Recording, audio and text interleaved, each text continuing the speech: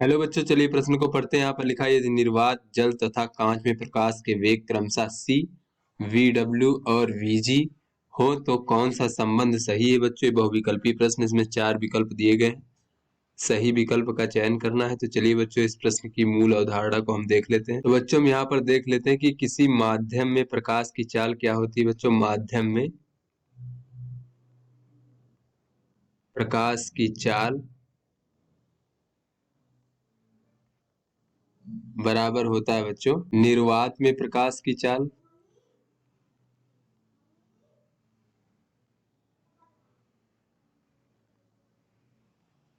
और भागे बच्चों माध्यम का अपवर्तनांक निर्वात के सापेक्ष। तो यहाँ पर हम कह सकते हैं माध्यम का अपवर्तनांक।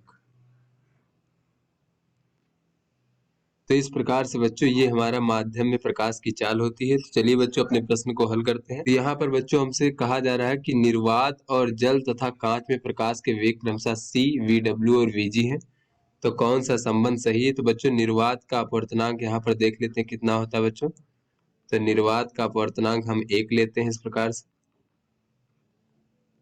1। और बच्चों फिर जल का अपवर्तनांक देख लेते हैं बच्चों। तो जल का जो अपवर्तनांक होता है उसका मान होता है 1.33। और बच्चों जो कांच का अपवर्तनांक होता है वो कितना होता है बच्चों। कांच का अपवर्तनांक ये होता है 1.52।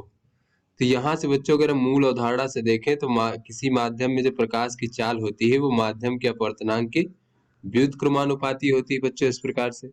यानी कि अगर माध्यम का अपवर्तनांक अधिक होगा तो उसमें प्रकाश की चाल कम होगी बच्चों। तो यहाँ से अगर हम निर्वात और जल और इसमें देखें बच्चों तो इसमें चाल है c हमारी और इसमें है चाल कितनी है बच्चों, ये हमारी vw है और इसमें कितनी बच्चों, इसमें है vg। इस प्रकार से कांच में तो बच्चों ऊपर से नीचे की ओर बढ़ रहे हैं तो हम देख रहे हैं कि यहाँ पर माध्यम का अपवर्तनांक बढ़ रहा है, इसलिए बच्चों यहाँ पर जो चाल होगी चाल का मान घटेगा इस प्रकार से, क्योंकि ये व्युत्क्रमानुपाती होती है।